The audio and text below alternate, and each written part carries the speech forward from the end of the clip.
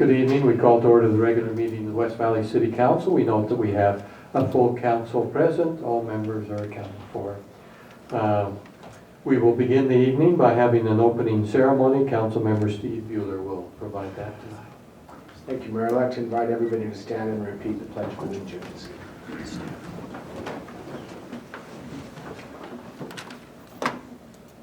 I pledge allegiance to the flag of the United States of America and to the republic for which it stands, one nation under God, indivisible, with liberty and justice for all. Thank you.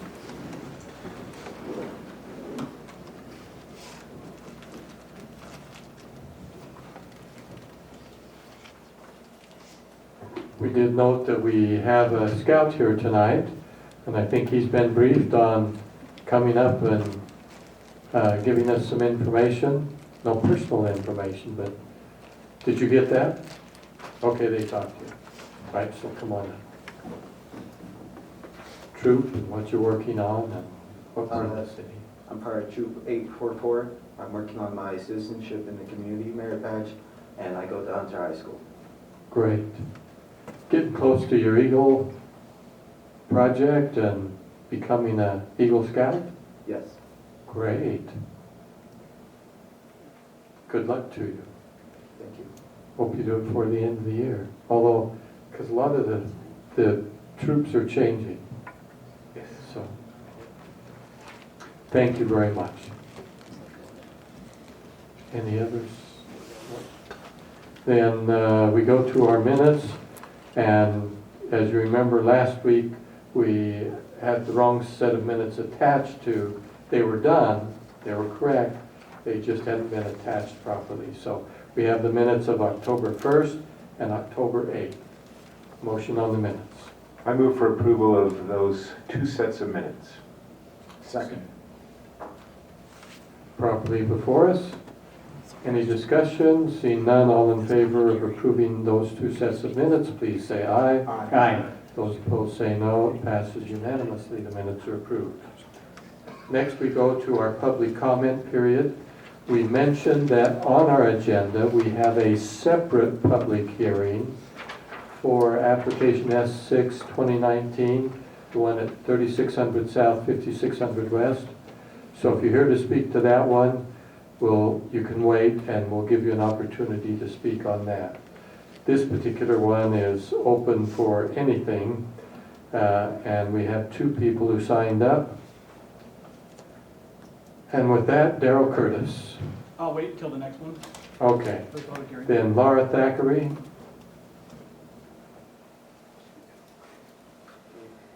Mayor, I'd like to introduce this Laura Thackeray. I'm on 2200 West and 3560 South. I wasn't really going to speak tonight because I was going to come next week, but I was so concerned after I listened to the study meeting, I felt like I had a few words to say. You made a comment, Mayor, that you were comfortable with the option one that the stay group had showed you. But if you look at what they're asking for, they're going from an 800 foot to a 675 square foot apartment. And they're also going from 1100 to 937. When I see that, I see a downgrade. I feel like when they came in, they presented the city a Nordstrom. This is beautiful. Look at all the amenities we have. It's gorgeous. And now they want to offer you a Walmart. I think it's a bait and switch. I have been in the city long enough that I've seen it before. I've seen it with the E-Gate, condominiums down on Decker Lake that was supposed to be condos, and because 2008 came through, they were allowed to change those to apartments. And if you read any information on that complex there, they complain about sewage smell. They have over 30 apartments that are vacant because they can't rent them out, and I'm concerned about that. I'm concerned that this is going to be the same thing. And because I didn't come prepared, I'm not sure what the one on 12th West, and it was the Colosimo brothers, because I was trying to stop that too. And if you read up on that, they also have a lot of crime up there due to the fact that I don't know if it's the neighborhood or what it is, but they have car theft. They just had that car theft a couple of weeks ago. And they have lots of cockroaches, which I guess that can happen anywhere. But logic tells me that if you're going from a studio and 1-bedroom apartment to 2- and 3-bedroom apartments, think about it. Most people will be living there more than in a 2-bedroom apartment and more in a 3-bedroom apartment than there would be in a studio and a 1-bedroom apartment. So what does that do? Brings more cars to park, more items that the city has to take care of. I'm concerned about our sewer, our water, the police. I mean, I live next to several apartments, and I hear them going down the road every day. It sounds to me like they're trying to present a bait and switch. Why did we even have to look at this?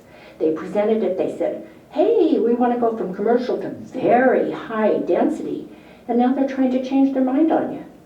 I have a hint of why they're doing it, but I can't prove it. And that's their high-end condos they're trying to sell for $330,000. They're not selling it, what I could see.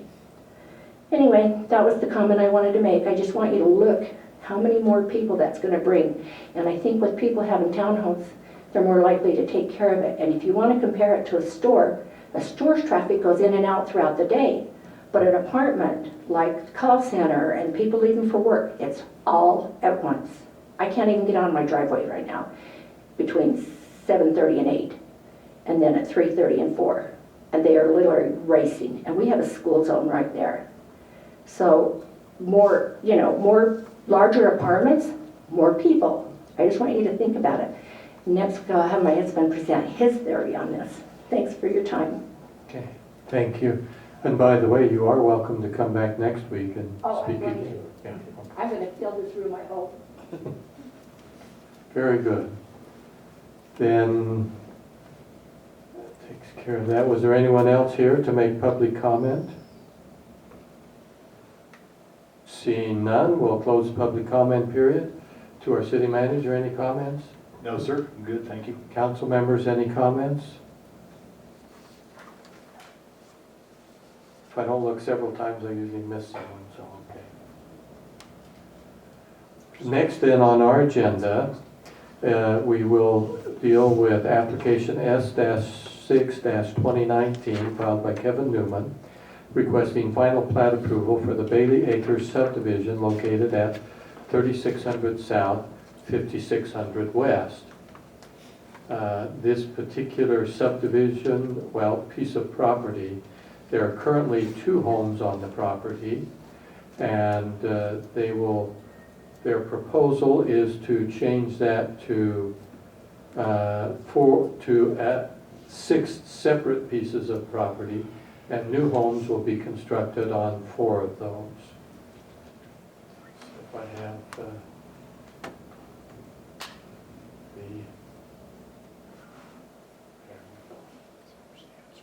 and it's currently zoned R18. Just looking to see, the average lot size will be about 11,700 square feet. For the existing, home on 5600 West, they will continue to have access for that. And the other homes will be accessed from 5650 West from the subdivision.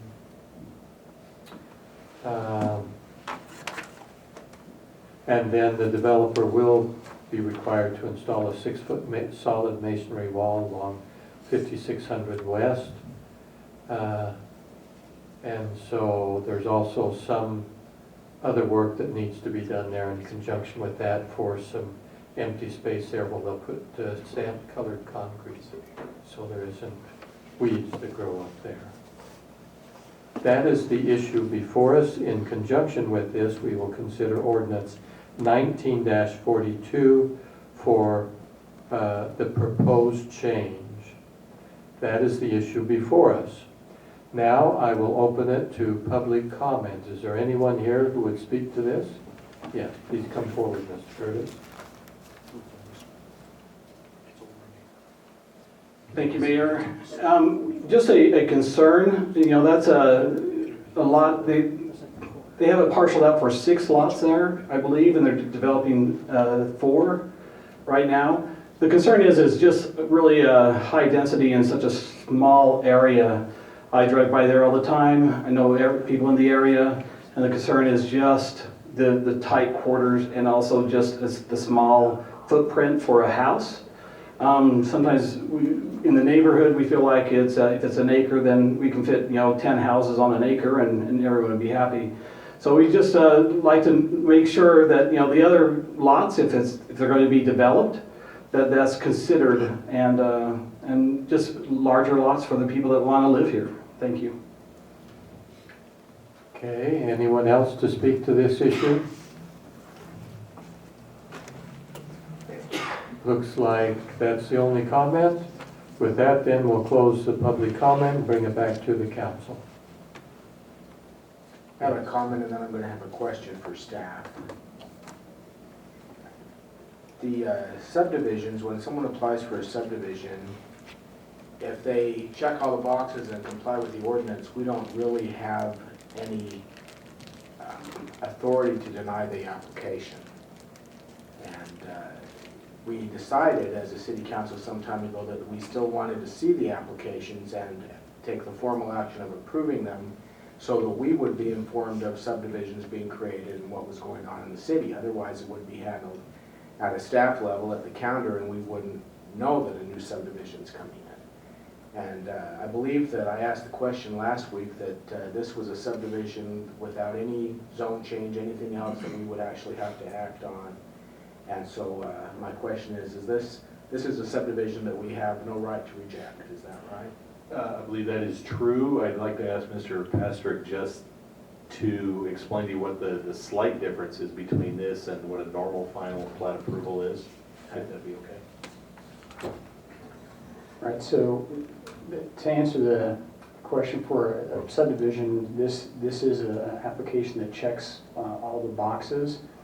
And so from that standpoint, this would be just like any other final plat approval. It meets the ordinance, and it's just going through making sure it meets the ordinance, and which it does. This is also zoned R18 already. I think that's a 10,000 square foot lot. Am I 8,000. 8,000 square foot lot. These lots actually average almost 1,200 square feet. 12,000. 12,000 square feet, yeah, 12,000 square feet. So they're almost 50% larger than they'd have to be in that subdivision to be platted and approved. So with that, I'll move for approval of ordinance 19-42. Second. Properly forced, any further comments? Seeing none, we'll turn to our city recorder for the roll call vote. Councilman Fitzsimonu? Aye. Councilwoman Ling? Yes. Councilman Buhler? Aye. Councilman Hume? Aye. Councilman Christensen? Yes. Councilman Nordfeld? Yes. And Mayor Bigelow? Aye. Motion passes unanimously. Okay, thank you. Next we go to resolutions. We'll start with resolution 19-131. This is a request the recertification of West Valley City Justice Court by the Utah Judicial Council and the Justice Court Standards Committee. Every 4 years, we're asked to certify a number of issues as to services, safety, etc., that are going on in the courts, and that we are maintaining those standards. I guess if we didn't maintain those, we would lose certification and not be able to have the court, I think, is the way it works. They would give us warning, or they would inform us of conditions that needed to be changed or upgraded, and they'd give us some time to accomplish that. But in the end, yes, Mayor, if we weren't able to certify, then we wouldn't be able to hold the court. Okay. I was asking earlier on this, and by the way, there's quite a list of those, and they're provided in our documentation. I'm not going to go through all of those. As to how the judges felt about that. I know we have our staff who are and those who work with the staff of the courts. But the judges do not report to us, but I'm surprised that they at least didn't send a letter of support or something along that line. Usually you would hear from them. It seems like it's a pretty important matter to them, but I don't know. I think the only reason you wouldn't have gotten that is it just hasn't been their practice before. If we'd have asked for that, I'm sure they would have been happy to opine on the. Yeah, or at least have shown up and said, hey, we Sure. support this or something. Right. It's just, we don't want them to feel like we don't like them, don't want them here, but, and we can't require them to come or anything. We have no authority over judges in that sense. They're a separate branch, but I just assumed that they would be interested. And maybe just mention to them that at least one of the council wondered why they hadn't at least made some comment or sent a message or an email or, I mean, and not that they have to, but I just would have been interesting to hear their feelings on the subject, briefly. Okay, anyway, that is the item before us. This one is not a public hearing. It's just a regular resolution, and we're required to, to certify that we have met those requirements, and staff has gone through that work. Fortunately, we didn't have to do it. They do it for us, which I'm happy for. So, to the council. Move for approval of Resolution 19-131. Second. Property before us. Any further comments? Seeing none, to our city reporter. Councilman Nordfeld, Yes. Councilman Christensen, Yes. Councilman Hume, Aye. Councilman Buhler, Aye. Councilwoman Lang, Yes. Councilman Fitzie Umanu, Aye. and Mayor Bigelow. Aye. Motion passes unanimously. Okay. Next, we have Resolution 19-132. This is an agreement between our city and Salt Lake County to provide certain funding that has been identified from the Zoo, Arts, and Parks Fund, called the ZAP program or ZAP tax. It's where the revenue comes from. And those funds are being allocated to the Utah Cultural Celebration Center and the Harman Theater. The amount is $105,000. And these are designated for things such as educational programming, workshops, festivals, celebrations, concerts, personnel, gallery exhibitions, and these funds used to expand the offerings that we have for the community, for the citizens in our community, the people who live in our community. However, to formalize that process, even though it has been identified, there is a process to go through, and by approving this resolution, that formalizes that process. Any further comments? Okay, then the council. I move for approval, Resolution 19-132. Second. With that then, properly before us, to our city report. Councilman Fitzie Umanu, Aye. Councilwoman Lang, Yes. Councilman Buhler, Aye. Councilman Hume, Aye. Councilman Christensen, Yes. Councilman Nordfeld, Yes. and Mayor Bigelow. Aye. Motion passes unanimously. Okay. If we didn't ask or make very many comments, just for our visiting scout, we studied these items last week in our study meeting. And just as earlier this evening, we held another study meeting for our agenda next week for the items that will appear on our agenda next week. So this will be the second time we've had a chance to review it. We've had a week to comment or find out more about it. So anyway, that completes our regular agenda. We didn't have time to even ask the question hardly. We didn't need a closed session. We don't need one here. Okay. Then we are finished for the evening, so Motion to adjourn. all in favor, please say aye. Aye. Those opposed say no. It passes unanimously. We are adjourned for the night. Thank you for coming this evening. You picked a good night. It wasn't too long.